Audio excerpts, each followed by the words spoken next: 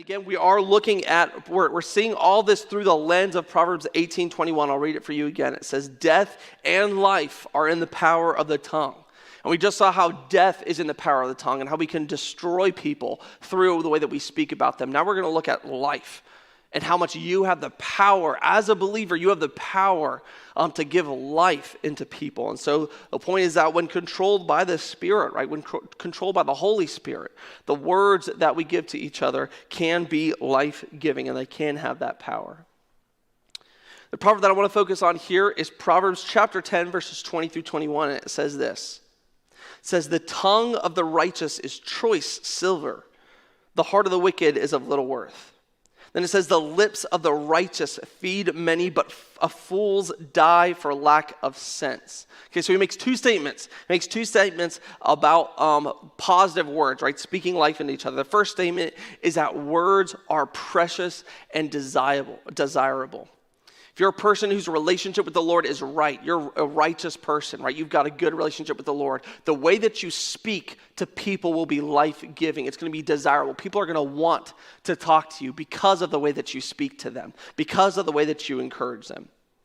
And the second statement is that their words are life-giving, right? It says that their words feed many, is what he says. So your words are going to give life to people. It's going to restore them, maybe even restore their energy, restore their gladness, restore their relationship with the Lord. And so if we're careful to remember the power and the importance of our words, we have this control, this power to be able to give life to other people and to let our words be a life-giving source to those people. And there are two ways that this plays out. I don't want to keep this too philosophical. I want to get on the ground, right? How does this play out? How can we actually give life in our words? And the first way that we can give life is when responding to negativity. That's the first way that we can give life in the way that we speak to people. And man, if you live in Northern Virginia, okay, negativity is a thing, right? We are not necessarily the most positive of cultures out there, okay? Proverbs chapter 15, verse 1 says, a gentle answer deflects anger. A gentle answer deflects anger, but harsh words make tempers flare. So there's something powerful about responding to something negative with gentleness. There's something powerful about when somebody slanders to you about somebody else, while you're responding with gentleness, right? And I think it's interesting how he says it's not about responding with correctiveness. It's about responding with gentleness to that person, right? While me and Brooke I think we were engaged at this point in time, but we had dated 2.5 years through our engagement, all long distance. We were only, 3.5 hours away, but it felt a whole heck of a lot longer than that. And throughout our engagement period, we went through a few different seasons of, honestly, just frustration because we weren't able to see each other a whole lot, and we missed each other, right? We wanted to hang out with each other together. And I remember one particular season, it was definitely throughout our engagement, where I just started getting really frustrated. And I was like, dude, I'm making sure I get all my homework done throughout the week so I can hang out with you on the weekends. But I feel like you're so busy, you're not making time for us, is what I said to her, right? And she's sitting there, right? Her second year of college, taking 18 credits over the summer, over the winter, over the spring, and over the fall, just to graduate soon enough that we can get married ASAP, right? That's what she's doing. And I'm coming to her saying, hey, I wish you would hang out with me more. What's wrong with you, right? Super selfish, looking back on it now. But I was still frustrated, and I expressed those things to her. And we had multiple conversations where this was unraveling. I love watching married people. I was about to say old married people. I love seeing married people when I tell my newlywed stories because they're just sitting back there cracking up like, this fool don't know a thing. But, okay, this one particular argument I had with her where I was pretty forward with her and I was like, I'm getting really frustrated with her. And I'll never forget, right, we had FaceTimed every single night. Every single day we FaceTimed each other over the course of our 2.5-year dating relationship. Every day that we didn't see each other in person, we FaceTimed. And this one night, I was texting her, telling her I was frustrated. I FaceTimed her, said something super stupid, super dumb. I don't even remember what it was. I just remember thinking, shouldn't have said that the moment after it happened. And she goes, okay, good night, hangs up the phone, goes to bed. Didn't hear a thing. Didn't hear a thing until after work the next day.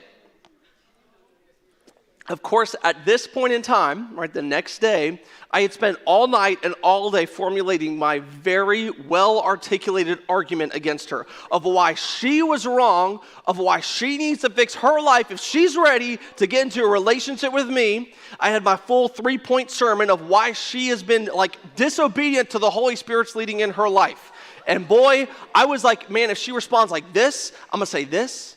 If she responds like this, I'm going to say this, and that's going to hurt. I hope she doesn't say that because that might be too far, right? If she says this, I'm going to just destroy her here. Right? This is going to hit home. And so I'm at work. It's like 5:05. I'm just about to head home, and I see that she's called me. It's been like a long time, right? That's a long time for us, okay? And I see that's her, and I'm like, all right, Jeremy, pull up your notes. Remember what you said, right? Remember all your agendas, all your plans. And I'm like, this is it. I answer the phone, put it up to my head, and she goes, hey. And I say, hey.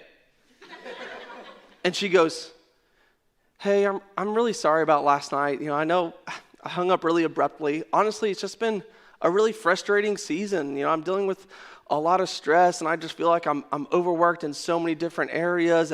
But I also really recognize where you're coming from, and I see why you really want to hang out more in person, and I totally understand where you're coming from. And so, you know, if you're okay with it, I'd like to just kind of talk through how maybe in the next couple weeks we can see each other in person sometime. And I remember thinking to myself, abort the plan. The plan's not going to work. Leave the plan. Come up with something else to say, right? I had not even a thought that was going to be the way that she responded. But obviously I'm sitting there at work with this phone on my ear just thinking, what is she thinking? Like, what lie have I told her to make her think that I'm worth all this, right? But it was remarkable to me to see how much her gentleness in her response completely ruined my plans for frustration. And they ruined my plans for anger. And throughout our relationship, this is just how Brooke operates. She's one of the most gentle people I've ever met. And it's been amazing over the course of our relationship to see how often and how easy it is for her to look at a situation where people are being rude to her, where people are being negative to her, where people are maybe even being angry with her, right? And she responds with gentleness, and to watch their response to her gentleness. Because every time we see the truth of this verse, every time I witness it, that in her gentleness and the way she responds, people don't know how to be angry in that. And so a gentle answer truly does turn away wrath, and we do have power when we respond to people when they're being negative, when we respond with gentleness. The second way that our words have life-giving power is in encouragement. And if you know me, this is my love language. This is like where I land. I love encouragement. It means a lot to me when I hear it, but I also love just telling people, hey, look, you killed it in this area. You did such a good job. 1 Thessalonians chapter 5, verse 11 says, therefore, encourage one another and build one another up just as you are doing, right? And there are so many different avenues and ways that we can encourage one another that we just totally flop on. And I think of the verse, I think it's in Hebrews that says as iron, oh no, this is in Proverbs. Oh, I should have pulled that verse up. That says as iron sharpens iron, so does one man sharpen another, right? And I think when we think of that, we think of correction, we think of coaching, we think of calling each other out in our weak areas. But a huge part of building each other up as a body, right? Building each other up as a life group, building each other up as a youth group is this encouragement. It's about saying positive things about each other, about recognizing the good in each other and calling out and saying, look, you're really, really awesome at this, and you should keep pursuing that, right?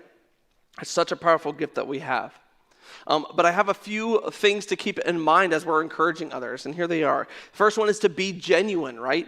I think it's goofy, and I've noticed this just because of the way that I dress. But when somebody notices something bad about someone's appearance, we have this natural inclination to comment on it and say, hey, this is really actually a good thing. To where when you show up with a goofy hat, or if you show up with just pants that don't work with the fit or whatever, people will watch you approach them, they'll be staring at your pants like, what is wrong with them? And you'll get up to them and they'll be like, hey, I really like your pants, they're amazing, right? You don't believe that, right? I think we have to be genuine in our encouragements, okay? The next thing was to be specific, right? Be specific. If you're constantly telling people, you're a good person, you're an adequate human being, right? That's not really that special, right? So be specific when you're encouraging people. And the last one is to be vocal. It's shocking to me how many times somebody will say, oh, I noticed this thing in that person, or let's speak of the band, right?